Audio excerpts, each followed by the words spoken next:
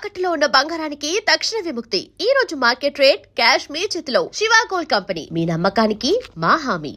Recent గా big boss అగ్ని పరీక్ష సీజన్ 2 అయితే స్టార్ట్ అయింది. దాంట్లో ఎంతో మంది కంటెస్టెంట్స్ తన టాలెంట్ ని ప్రూవ్ చేసుకున్నారు. టాలెంట్ ప్రూవ్ చేసుకున్న తర్వాత కూడా కొంతమందికి రెడ్స్ అయితే ఇచ్చారు. అటువంటి కంటెస్టెంట్స్ కొంతమంది అనిపించింది, అంటే వీళ్ళు బిగ్ బాస్ హౌస్ లో ఉండడానికి డిజర్వ్ కదా, అరే వీళ్ళని ఎందుకు సెలెక్ట్ చేయలేదు, ఎందుకు చూస్ చేయలేదు. అసలు ఈసారి అగ్ని పరీక్ష సీజన్ 2 అంటేనే మొత్తం అంతా రోస్టింగ్ జరుగుతుంది అనమాట.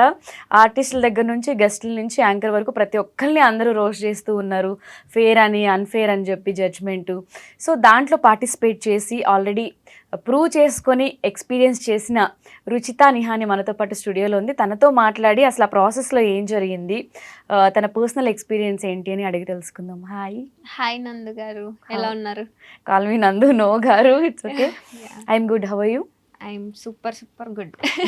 రుచిత, నేను మీ వీడియో చూడగానే యాక్చువల్గా అరే అమ్మాయి మంచిగా మాట్లాడుతుంది, మంచి టాకిటివ్, అండ్ ఒక స్కిట్ కూడా ఏదో ఇచ్చినట్టున్నారు, బామ్మ గెటప్లో కూడా యాక్టింగ్ మంచిగా చేశారు. అసలు మీరెందుకు నెక్స్ట్ ఎపిసోడ్కి కంటిన్యూ అవ్వలేకపోయారు? రీజన్స్ అంటూ నాకు ఏం తెలియదండి. మేబీ వాళ్ళకి నాలాంటి కంటెస్టెంట్ ఇంకెవరైనా దొరికి ఉండొచ్చు, లేకపోతే ఇంకెక్కడైనా నేను వర్త్ కాదు అని వాళ్ళు ఫీల్ అయ్యి ఉండొచ్చు. మేబీ ఇంకేమన్నా ఆపర్చునిటీ ఇద్దామని అనుకోవచ్చు. సో లాట్ ఆఫ్, అంటే వాళ్ళు ఏం ఫీల్ అయ్యారు అనేది నేను చెప్పలేను కదా. ఐ గేవ్ మై 100%, ఇంకంతకంటే ఎక్కువే ఇచ్చాను. సో రిజల్ట్స్ అనేటివి మన చేతిలో ఉండవు కదా, ప్రయత్నం ఒకటే మన చేతిలో ఉంటుంది. అదైతే నేను ఫుల్ ఫ్లెడ్జ్గా చేశాను. I'm satisfied.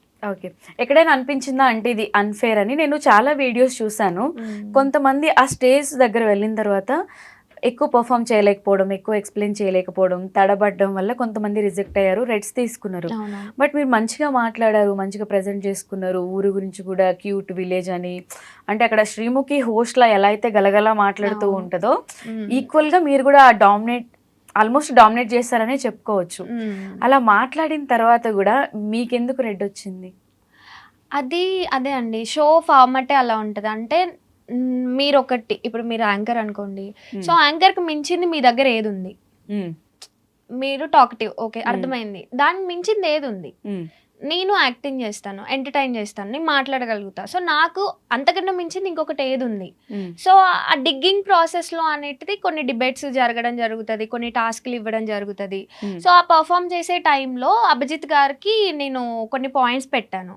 So somewhere else ఆయన నాకు ఏం టాస్క్ ఇచ్చారు అని అంటే, రుచిత మీరు అభిజిత్ ఇద్దరు హౌస్లో ఉన్నారు, సో ఫుడ్ గురించి గొడవ పడండి అని చెప్పారు. సో ఫుడ్ గురించి గొడవ పడ్డప్పుడు అన్నప్పుడు నేను అభిజిత్ గారు ఎందుకు తిన్నాను నా ఫుడ్ అంటే, నామినేట్ చేసేసే నన్ను అని అన్నారు. నామినేట్ కాదండి, అలా ఎలా తింటారు ఫుడ్? ఇప్పుడు అందరికి ఈక్వల్గా ఉండాలి కదా, మీరు అలా ఎలా తింటారు చెప్పకుండా? సో దాన్ని నాకు రీజన్ కావాలి. And you are a mind gamer. So and ఒక మైండ్ గేమర్ అనే వాళ్ళు ఎప్పుడైనా కూడా అలా ఒక రీజన్ లేకుండా ఫుడ్ తినరు. సో మీరు తినడానికి ఒక రీజన్ ఉంది అని చెప్పి ఆయన పొగుడుతూ అందులో కూడా ఒక మంచి పాయింట్ పెట్టి చెప్పాను. సో ఆ ప్రాసెస్లో ఐ డోంట్ నో తను ఏం ఫీల్ అయ్యారో నాకు తెలియదు, కానీ ఆ హౌస్ హార్మనీ అంటే హౌస్ నుంచి బయటకు వచ్చారు, అంటే స్టేజ్ పైకి వచ్చారు. స్టేజ్ పైకి వచ్చి నీ లుక్స్ అవి ఇవి అనుకుంటే ఏదో మాట్లాడారు. సో అక్కడ బాడీ షేమింగ్ చేస్తున్నారా అది ఇది అని చెప్పి నేను డిఫెండ్ చేసుకున్నాను. ఆ బాడీ షేమింగ్ అనే వర్డ్ టెలికాస్ట్ చేయలేదు. ఆ ముందుది ఏంటి, నన్ను పర్సనల్ గా అటాక్ చేస్తున్నారా మీరు అనే పాయింట్ అయితే నేను పెట్టడం జరిగింది. సో సమ్వేర్ ఎల్స్ పర్సనలైజ్డ్ అయిపోయారా ఆయన, అది ఎందుకో తీసుకోలేకపోయారా, మేబీ ఇంకేమన్నా కొత్త ధనం చూద్దాం అనుకున్నారా? సో అది అర్థం కాలేదు. సమ్వేర్ ఎల్స్ కొంచెం పర్సనల్ గా తీసుకున్నట్టు నాకైతే అనిపించిందండి, హానెస్ట్ గా. జడ్జెస్ పర్సనల్ గా తీసుకున్నట్టు అనిపించింది. అభిజిత్ గారు ఆ కాన్వర్సేషన్ ఎందుకో కొంచెం పర్సనల్ గా తీసుకున్నారు. ఇప్పుడు వాళ్ళే స్కిట్ ఇచ్చి ఇప్పుడు వాళ్ళు ఏమంటున్నారు, సోషల్ మీడియాలో మాట్లాడుతూ కూడా ఒక కంటెస్టెంట్ ని అన్ని విధాలుగా టెస్ట్ చేస్తేనే వాళ్ళు హౌస్ లోకి ఎలిజిబులా కాదా అనేది మేము చేస్తున్నామని క్లియర్ గా చెప్తున్నారు. వాళ్ళే స్కిట్ ఇచ్చినప్పుడు వాళ్ళు ఎందుకు పర్సనల్గా తీసుకుంటారు? అది నాకు అర్థం కాలేదు. సమ్వేర్ ఎల్స్ నేనే మిస్అండర్స్టాండ్ చేసుకొని ఉండొచ్చు ఆ ప్రాసెస్ని, మేబీ నాకు అర్థం కాకపోవచ్చు. సో ఎవరి ఒపీనియన్ వాళ్ళకు ఉంటుంది కదా. సో యాజ్ అ జడ్జ్ కన్నా కూడా నాకు ఎందుకో ఒక 1-2% కంటెస్టెంట్ కిందికి వచ్చినట్టు అనిపించింది నాకు. ఐ ఫెల్ట్ అక్కడ నాకు అర్థమైంది, అయ్యో ఏదో సిచ్యువేషన్ ఏదో గయబ్ అవుతుంది, ఇంకా కొంచెం నేను అలర్ట్గా ఉండాలి అని చెప్పి I said sorry also. Okay. నేను సారీ అని కూడా చెప్పాను అనమాట. అంటే సారీ అని చెప్పింది శ్రీముఖి గారు ఇంటరప్ట్ చేసి, ఫుడ్ తినింది అభిజిత్ గారు కాదు నేను తిన్నాను అని అంటే, ఓకే సర్లే ఎందుకు ఇంకా గొడవ పెట్టుకోవడము అని చెప్పేసి ఐ సెడ్ సారీ. సో అక్కడ జెన్యున్ ప్రాసెస్ జరుగుతుంది అండ్ జెన్యున్ గానే అందరు ఒక కంటెస్టెంట్ లో వాళ్ళకి ఏది చూపించాలి అని అనుకుంటున్నారు కాకుండా వాళ్ళు ఏం చూద్దాం అనుకుంటున్నారు అంటే, ఇప్పుడు ఎంటర్టైన్మెంట్ పర్పస్ లోనే వస్తారు కొంచెం ఎంటర్టైన్మెంట్ చేద్దాం. సో అది కాదు, వాళ్ళకి ఆ కంటెస్టెంట్ నుంచి ఇంకేదో ఒక పాయింట్ కావాలి అని అనిపించిన ఆ టైంలో కొన్ని వర్డ్స్ యూజ్ చేయడం, అది దట్టు అడగాల్సిన పద్ధతిలో కాకుండా కొంచెం వేరే రకంగా అడగడం వల్ల కొంచెం కంటెస్టెంట్స్ హర్ట్ అవ్వడం జరిగింది. సో ఆ ప్రాసెస్ ఆల్ అబౌట్ అగ్ని పరీక్ష అంటేనే ఇంకా అన్ని రకాలుగా పరీక్షలు పెడతారు. అవన్నీ తట్టుకొని ఆ మైండ్ గేమ్స్, ఆ మాటల్ని ప్రతిదీ తట్టుకొని మనం నిలబడి చూపించాలి. సో అభిజిత్ గారు కూడా అలా చెప్పినప్పుడు నేను ఒకటే అన్నాను, ఆమె గుడ్ లర్నర్ అండి, మీరు చెప్పిన పాయింట్ నేను తీసుకుంటాను, నేను తీసుకొని దాన్ని నేను అనలైజ్ చేసుకుంటా. ఓవర్ కాన్ఫిడెంట్ అన్నాను నన్ను. సో ఓవర్ కాన్ఫిడెంట్ అంటే నేనైతే ఓకే మీరు నాకంటే చాలా జీవితం చూసిన వాళ్ళు ఒక సజెషన్ ఇచ్చారు ఓవర్ కాన్ఫిడెంట్ అని చెప్పి. సో దాన్ని నేను అనలైజ్ చేసుకుంటాను. ఇన్ కేస్ నిజంగా నేను ఓవర్ కాన్ఫిడెంట్ అని నేను నిజంగా ఫీల్ అయితే దాన్ని ఇంప్లిమెంట్ చేస్తా, అదర్వైజ్ నేను తీసేస్తా. But thanks for the suggestion అని చెప్పేసి ఐ వెంట్ అవుట్. సో అది కూడా వాళ్ళకి కాలినట్టు అనిపించింది మీకు. మరి ఇదంతా ఫస్ట్ డే షూట్ ఒక వీడియోలో ఇది చూసాం, మరి నెక్స్ట్ డే మళ్ళీ పిలిచారా? అది బామ్మ గెటప్ వేసి అది కూడా చేశారు కదా, అది త్రూ అవుట్ అండి. నేను మార్నింగ్ 8 o'clockకి సెట్కి వెళ్ళాను విత్ బామ్మ గెటప్. లోపల ఆల్రెడీ డ్రెస్ ఉండింది నాకు. సో డ్రెస్ వేసుకుని దానిపైన శారీ కట్టుకొని పోయిన తర్వాత స్కిట్ అయిపోయినాక జస్ట్ హార్డ్లీ నాకు 3 minutes ఇచ్చారు డ్రెస్ చేంజ్ కి. ఆ హెయిర్ అదంతా పుల్లి ఆ 5 minutes లో స్కిట్ మళ్ళీ సెకండ్ డ్రెస్ చేంజ్ కూడా 3 minutes ఎగ్జాక్ట్లీ 5 కూడా కాదు 3 minutes. అంటే పరిగెత్తాను కదా, మామూలుగా పరిగెత్తలేదు. అండ్ వాళ్ళు అలో చేయనన్నారు ఫస్ట్. అంటే టైం అయిపోతుంది, ఆల్రెడీ టైం అయిపోతుంది, ఏ కంటెస్టెంట్ కి మేము టైం ఇవ్వట్లేదు అంటే ప్లీజ్ ట్రస్ట్ చేయండి మంచిగా ఉంటది అని చెప్తే లేదు నో అన్నారు. ఒక 1 hour వాళ్ళని రిక్వెస్ట్ చేసిన తర్వాత ఇంకా అంటే అక్కడ టెక్నికల్ ఆస్పెక్ట్స్ కూడా మనం కన్సిడర్ చేయాలి కదా. సో వాళ్ళకంటే ఒక టైం లైన్ ఉంటుంది. ఇప్పుడు నేను వెళ్ళి డ్రెస్ చేంజ్ చేసుకొని అదంతా చేసుకొని వచ్చేసరికి ఎంత టైం అవుతుందో మనకు తెలియదు. సో వాళ్ళ ప్రీవియస్ ఎక్స్పీరియన్సెస్ బట్టి మీకు ఇవ్వలేకపోతున్నాం అన్నారు. నేను అర్థం చేసుకున్నా. మళ్ళీ ఏమనుకున్నారు, ఓకే సరేలే కానీ నమ్ముతున్నాము ఈ ఒక్కసారికి అని అన్నారు.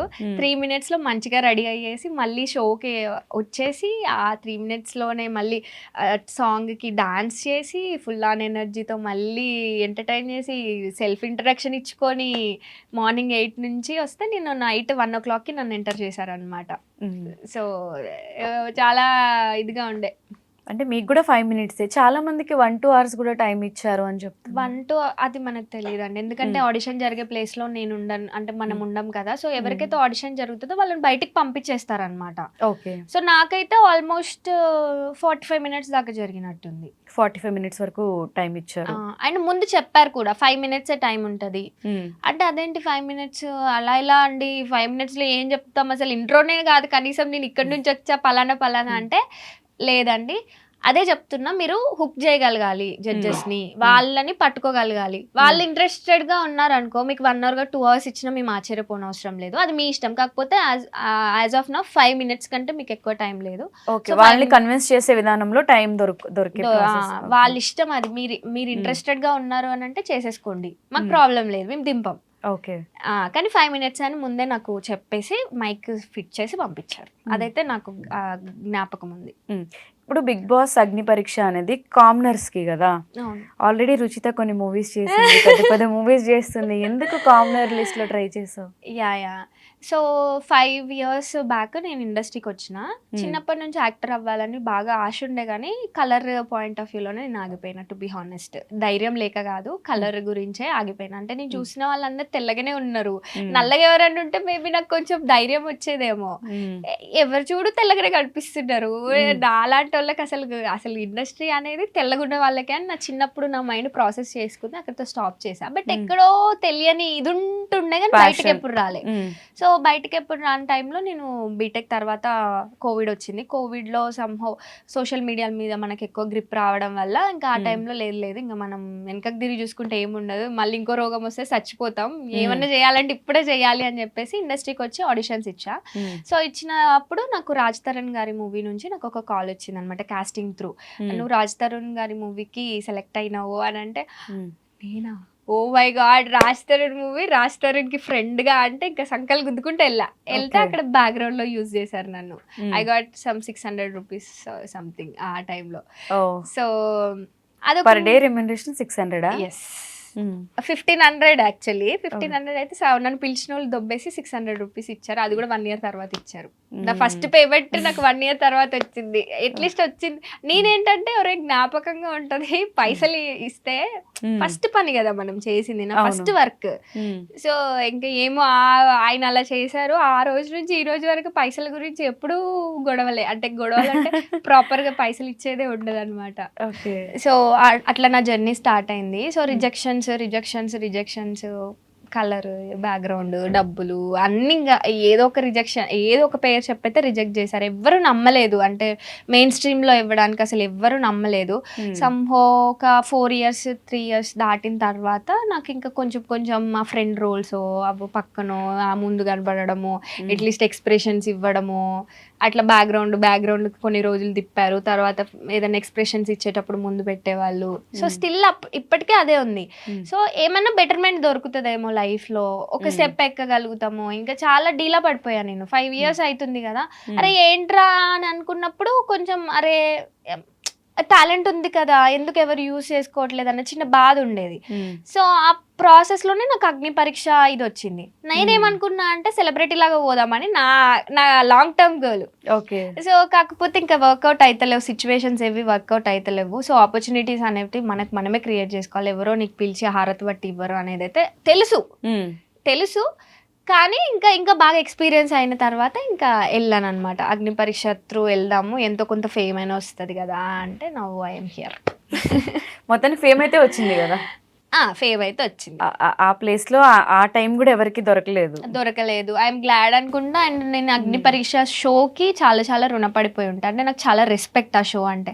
ఎందుకంటే నా టాలెంట్ని ఎవరు ఇప్పటివరకు నమ్మి, అంటే నువ్వు చేయగలవు అని నన్ను ఎవరు నమ్మి నాకు ఒక స్టేజ్ ఇవ్వలేదు. సంహో టీం నమ్మిందో, అక్కడ ఒక పర్సనే నమ్మారో, ఎవరు నమ్మారో నాకు తెలీదు. సో వాళ్ళని నేను గాడెస్గానే అనుకుంటా. సో ఆ ఆపర్చునిటీ ఇచ్చి నువ్వు ప్రూవ్ చేసుకో అని ఒక వండర్ఫుల్ ఆపర్చునిటీ ఇచ్చారు. రేపటి రోజున నేను రిజెక్ట్ అయినా సంహో ఏది జరిగినా కూడా ఇది ఒక మంచి ఎక్స్పీరియన్స్, నాకు ఛాలెంజింగ్ ఉన్నది.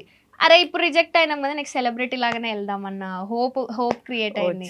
అండ్ రిజెక్షన్స్ చూసి కూడా నాకేం కొత్త కాదు ఇవన్నీ. సో ప్రాసెస్లో ముందుకెళ్ళడమే నా పద్ధతి తప్ప అక్కడ ఏదో రిజెక్ట్ అయినాను అని చెప్పి అక్కడ ఆగిపోయి ఇంకా అక్కడే పట్టుకొని దాని గురించి టైం వేస్ట్ చేసేట అయిపోతే కాదు నేను. So I'm happy. నీ కాన్ఫిడెన్స్ నచ్చింది నాకు. Thank you.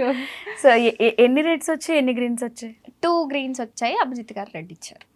ఆయన కూడా ఒకవేళ ఇచ్చుంటే, గ్రీన్ ఇచ్చుంటే టాప్ 15లో ఉండేదండి డైరెక్ట్. బట్ హోప్ ఇంకా కాలేదు. అది మనం ఏదన్నా అనుకున్నది అవ్వకపోవడమే కదా జీవితం అంటే. చిన్న ఏజ్ లో చాలా ఎక్కువ ఎక్స్పీరియన్స్ అయినట్టు. యా చిన్నప్పటి నుంచి చాలా స్ట్రగుల్డ్ చైల్డ్ నేను. సో అమ్మ నాన్న కూడా చిన్న 0 నుంచి స్టార్ట్ అయ్యి వాళ్ళ కెరియర్ ని బిల్డ్ చేసుకున్నారు. అదే నేను ఆ ప్రోమో వీడియోలో చూసాను, చిన్నప్పుడు పాంప్లెట్స్ వేసాను అని చెప్పి స్ట్రగ్లింగ్. అయితే మేము దానికన్నా ముందు మేము చాటల ఐడియా ఉన్నాయి, మేదురోళ్ళం అనమాట. సో నేను చాటలు, బుట్టలు, తడికలు కూడా ఊర్లలో అమ్మేదాన్ని అనమాట, ఊరు తిరిగి.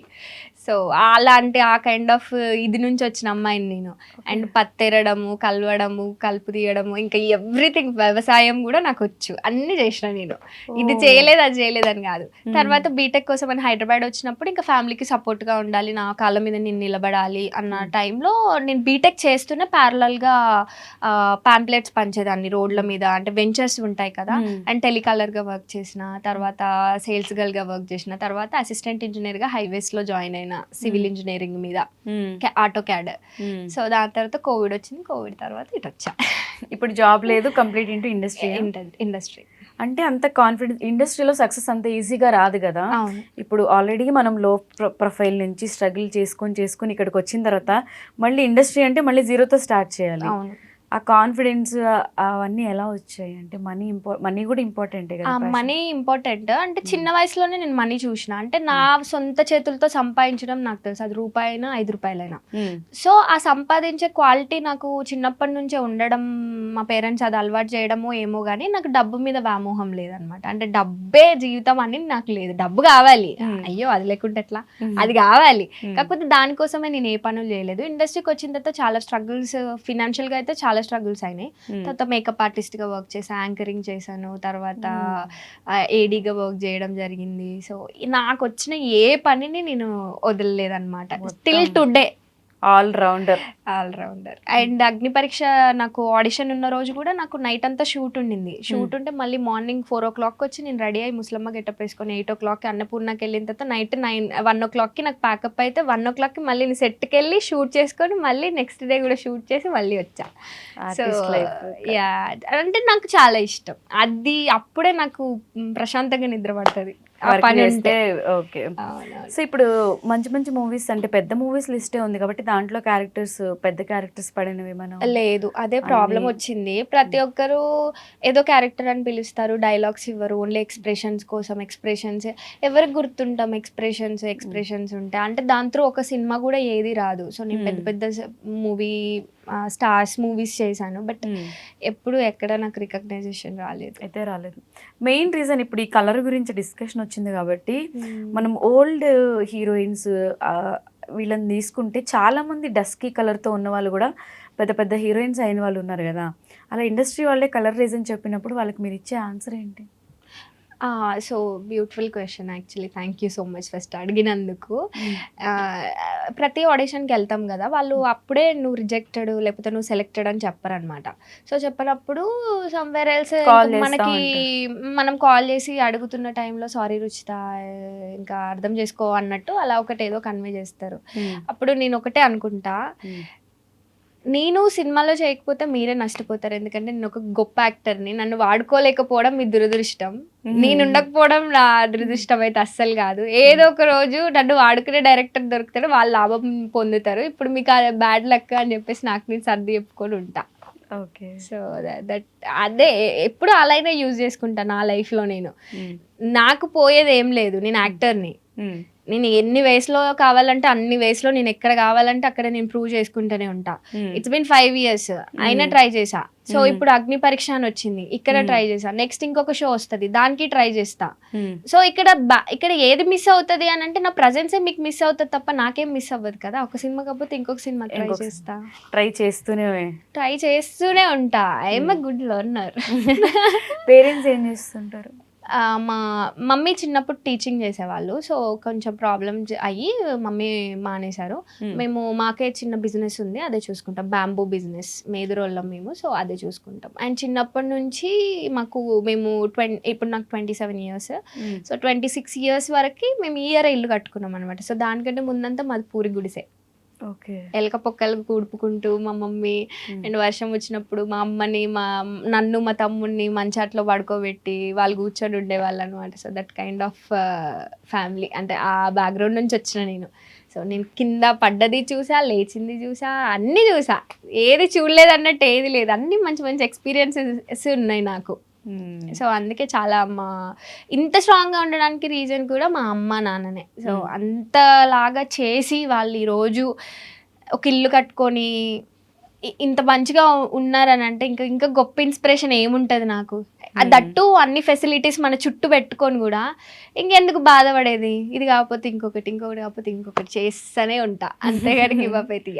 అంటే కష్టపడే ఏమంటారు ఆ హార్డ్ వర్క్ చేసే ఇది ఉన్నప్పుడు ఇది రాలేదు అంటే బాధపడాల్సిన అవసరం లేదు. మనం ఏదైనా చేస్తామనే కాన్ఫిడెన్స్ ఉన్నప్పుడు అన్నీ చేయొచ్చు. బాధ అయితే ఉంటుంది, అంటే బాధ లేదు అనేది అబద్ధమే అవుతుంది ఎప్పుడైనా. సో ఎంత కాన్ఫిడెంట్ ఉన్నా కూడా బాధ అవుతుంది, కానీ ఆ బాధ నుంచి ఏం నేర్చుకొని ముందుకెళ్ళినాం అనేది ప్రాసెస్. సో ఆ ప్రాసెస్ ని నేను ఎక్కువ రెస్పెక్ట్ చేస్తా.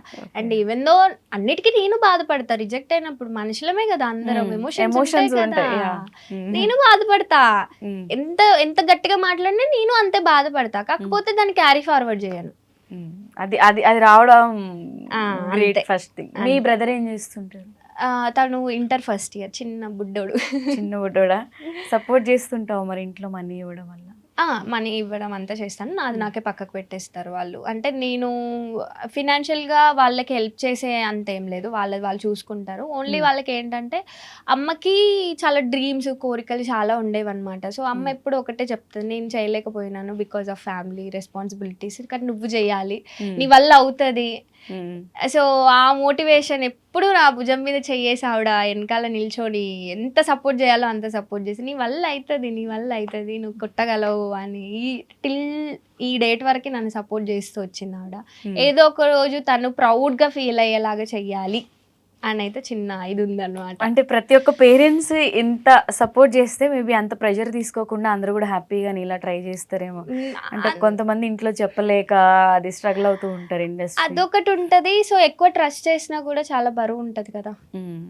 రెస్పాన్సిబిలిటీస్ అంటే వాళ్ళు నమ్ముతున్నారు కదా, ఇంకా అంటే నమ్ముతున్నా కూడా ఎందుకురా ఏం రావట్లేదు అన్న ఇంకా ఆ బాధ అనేది ఇంకా చాలా ఘోరంగా వాళ్ళు ఉంటుంది. నమ్ముతున్నారు కాబట్టి వాళ్ళకి ఏదో ఒకటి బిగ్ మనం ఇవ్వాలి అనే ఫీల్ అయితే ఉంటది. అది ప్రతి కిడ్స్ కి ఉంటది, పేరెంట్స్ కి ఇలా చేయాలి అలా చేయాలని. సో వాట్ నెక్స్ట్ అంటే ఏం చెప్తావు? అంతే, మూవీస్కి ట్రై చేస్తాను, సీరియల్స్కి ట్రై చేస్తాను. యాక్టింగ్ నా ప్యాషన్ కాబట్టి అన్ని రకాలుగా ట్రై చేస్తాను. ఏదైనా మంచి ఆపర్చునిటీ రాకపోతుందా, ఈ రోజు రాలేదేమో, రేపు రాలేదేమో, ఎల్లుండైనా వస్తుందని నమ్ముతున్నా అంతే. But colour doesn't matter. Colour reason గా చెప్తారేమో మేబీ, బట్ నాకు పేర్లు తెలియదు కానీ కొంతమంది ఓల్డ్ హీరోయిన్స్ మనం చూసినట్టయితే వాళ్ళ కలర్ అంతా డస్కీ, కానీ ఎంత బాగా యాక్టింగ్ చేస్తారు. ఇప్పుడు నీ ఫేస్ మంచి కళగా అనిపిస్తుంది. I think colour doesn't matter అని నేను ఫీల్ అవుతాను. అవును, కలర్ డజంట్ మ్యాటర్. టాలెంట్ ఉంటే ఏదో ఒక ప్లాట్ఫామ్ వస్తుంది. ఇప్పుడు ఇన్స్టాలో కూడా రీల్స్ కానీ ఇవన్నీ చేసి ఎంతమంది ఎంత మంచి పేరు తెచ్చుకోవట్లేదు. సో అట్లా కూడా చేయొచ్చు. సో ఎన్నో వేస్ ఉన్నాయి ఇప్పుడు. అంటే చిన్నప్పుడు నాకు అర్థం కాకపోయేది, ఇండస్ట్రీకి వచ్చిన 1 year 2 years కూడా నాకు అర్థం కాలేదు అది ఎలా తీసుకోవాలి అసలు. ఇలా చిటికేసేలోపు ఇయర్స్ అయిపోయినాయి. వెనక్కి తిరిగి చూసుకుంటే అమ్మో ఇన్ని ఇయర్స్ వేస్ట్ చేశాను. నా ఫ్రెండ్స్ ఏమో కార్లు కొంటారు, వాడు బస్సులు కొంటారు, నేనేంద్ర నాయన ఇక్కడే ఉండా ఫీల్. కాకపోతే లేదు అందరు చేసేదేం నేను చెయ్యట్లేదు కదా. సో నాకు కొంచెం టైం పడుతుంది అంతే. నేను దాన్ని యాక్సెప్ట్ చేయగలిగితేనే ఇక్కడ ఉండగలుగుతాను అని ఒకటి మైండ్కి గట్టిగా చెప్పుకొని ఇంకా జర్నీ అట్లా కంటిన్యూ. గ్రేట్ కాన్ఫిడెన్స్, అదే క్యారీ చేస్తూ ఉండు. ఇప్పుడు బిగ్ బాస్ అగ్ని పరీక్ష మీద గెస్ట్ల మీద అక్కడ ఉన్న జడ్జెస్ మీద బాగా కాంట్రవర్సీ నడుస్తుంది కదా. ఇప్పుడు నవదీప్ వర్సెస్ ఉప్పల్ బాలు అనేది ఒకటి, ఎవరిని సపోర్ట్ చేస్తారు అని. వాళ్ళిద్దరు పాయింట్ ఆఫ్ వ్యూ నువ్వు ఎలా చూస్తావు? అదే అండి, ఇక్కడ రెండు ఉంటాయి. సో ఇక్కడ ఏం రా అని అంటే వాళ్ళ జడ్జెస్ అనే వాళ్ళు ఏంటిదంటే వాళ్ళ హ్యూమిలేట్ చేస్తూనే ఉంటారు. అంటే ఏదో ఒకటి గుచ్చుతూనే ఉంటారు. అంటే ఆ గుచ్చే ప్రాసెస్లో నువ్వు దానికి ఎలా రియాక్ట్ అవుతున్నావు అని ఒకటి. సో వాళ్ళు చేసే డ్యూటీ అది, దాన్ని మనం రెస్పెక్ట్ చేయాలి ఎందుకంటే షో ఫార్మాట్ తెలుసు కాబట్టి. సో గుచ్చారు బాగుంది, కానీ ఎలా గుచ్చుతున్నారు అనేది కూడా ప్రాసెస్, అది కూడా మనం కన్సిడర్ చేయాలి. సో కొన్నిసార్లు పదాలు వాడేటప్పుడు కానీ, ఆ సెంటెన్స్ ఫార్మేషన్ కానీ, ఒక మనిషిని క్వశ్చన్ చేసే టైంలో కానీ, సో అదే చెప్తున్నా. ఎలా అంటే కొంచెం సున్నితంగా డీల్ చేసి ఉంటే ఇంకొకలాగా ఎదుటి వ్యక్తి నుంచి ఆన్సర్స్ వస్తాయి. నువ్వు మొహం మీద చంప మీద కొట్టినట్టు మాట్లాడితే ఇంకొక రకంగా ఆన్సర్స్ వస్తాయి. సో ఇక్కడ వాళ్ళు జడ్జెస్ అనే వాళ్ళు క్వశ్చనింగ్ చెయ్యాలి కాబట్టి చేశారు. కాకపోతే ఒక పద్ధతి అనేది ఉంటుంది. మేబీ కొంచెం ఆ పద్ధతి అవకతవకలైనాయి అని నాకు అనిపించింది. సో ఉప్పల్ బాలు గారికి కూడా నేను యాజ్ ఎ పర్సన్ గా నేను ఆడిషన్ వెళ్ళిన రోజు తెలుసు, he was gem. 100 out of 100. ఎంత ఎంటర్టైన్ చేస్తాడంటే అసలు అందరూ ఇదే చెప్పారు. అసలు ఆయనకి అయ్యో నీకు ఎనర్జీ అయిపోలేదా, కొంచెం సేపు పడుకో, అట్లా అట్లీస్ట్ కూర్చోవచ్చు కదా అనిపిస్తుంది. అండ్ దట్టు విత్ రెస్పెక్ట్ తో మాట్లాడతారు ఆయన. సో అది నేను గమనించాను. అంటే క్లోజ్ గా ఉన్న వాళ్ళతో ఎలా మాట్లాడతారని మనం చెప్పలేం, వాళ్ళ ఇష్టం అది. సో దాన్ని విని కూడా మనం వదిలేయాలి ఎవరైనా కానీ. సో కానీ ఒక తెలియని వ్యక్తులు కానీ, ఒక పరిచయం లేని వాళ్ళతో ఎలా బిహేవ్ చేయాలి, ఎంత రెస్పెక్ట్ ఇవ్వాలి ఆయన దగ్గర నుంచి అందరు నేర్చుకోవాలి చెప్పాలంటే. ఉప్పల్ బాలు మంచి ఆయన, చాలా మంచి ఆయన. నేను అనుకున్న సెలబ్రిటీ లాగా రావచ్చు కదా ఆయన, ఎందుకు ఇట్లా వచ్చిండు అని అనుకున్నా. బట్ స్టిల్ వచ్చినాక కూడా రేపు వెళ్ళాలి, లోపలికి వెళ్ళాలి అని మస్తు అనుకున్నా. అంటే కొత్త వైబ్ వస్తుంటే ఏమో ఇంకేం చేయబోతాడో కొంచెం జనాలకు కూడా ఇంట్రెస్టింగ్ ఉంటుండే. సో ఉప్పల్ బాలు గారి విషయానికి వచ్చినప్పుడు స్టేజ్ మీద అలా అడిగినప్పుడు మేబీ ఆయన ఇంకా కొంచెం గట్టిగా అక్కడే స్టబాన్ గా నిలబడి ఆయన ఏం ఫీల్ అవుతున్నాడో గట్టిగా చెప్పాల్సింది. అప్పుడు ఏమవుతుంది అని అంటే ఎప్పుడైనా కూడా యుద్ధం అనేది ఆ బ్యాటిల్ అక్కడే చేయాలి. బయటకు వచ్చి యుద్ధం చేస్తా అనంటే నీకు శత్రువులు ఎవరు ఉండరు. సో అక్కడే నువ్వు ఆ యుద్ధం అనేది అక్కడే నిల్చొని అక్కడే పోరాడి చావో బతుకు అక్కడే తేల్చుకొని రావాలి. సో ఇంకా మోర్ డెప్త్ యాడ్ అయ్యేది దానికి మేబీ. సో అది సపోర్ట్ అనేది ఏం లేదు, అది ఒక ప్రాసెస్ అండి. ఆ ప్రాసెస్ లోకి వెళ్తున్నాం అంటేనే అన్నిటికీ మెంటల్ గా ఫిజికల్ గా ప్రతి దానికి అది కరెక్ట్. అండ్ శ్రీముఖి కూడా రైజింగ్ రాజానా తను దగ్గరకు వచ్చి మాట్లాడుతుంటే చెంప పగులుతుంది, దూరం నుంచి మాట్లాడు అని అంది కదా. అది అంటే ఓన్లీ ఆ స్కిట్ హైలైట్ అవడం కోసం మాట్లాడిందా, లేకపోతే తను వాంటెడ్ గా రియాక్ట్ అవ్వాలని అలా తను వెళ్ళిపోయాడు నువ్వు బయటికి రా అంటే నన్ను చాలా భయపెట్టాడు, నన్నే ఇంత భయపెట్టాడంటే హౌస్ లో వెళ్తే ఎలా ఉంటుంది, తను వెళ్ళిపోయాడు కాబట్టి మళ్ళీ వచ్చా అని మాట్లాడింది కదా. అదొకటి చూసాను. ఇంకొకటి ఒక అమ్మాయి బిగ్ బాస్ టీం వాళ్ళు నన్ను కమిట్మెంట్ అడిగారు మా మదర్తో అని చెప్పి ఒక ఇంటర్వ్యూలో చెప్పడం చూసాను. సంథింగ్ చాలా మంది జాబ్స్ వదిలేశారు, కొంతమంది వేరే కంట్రీస్ నుంచి వచ్చారు.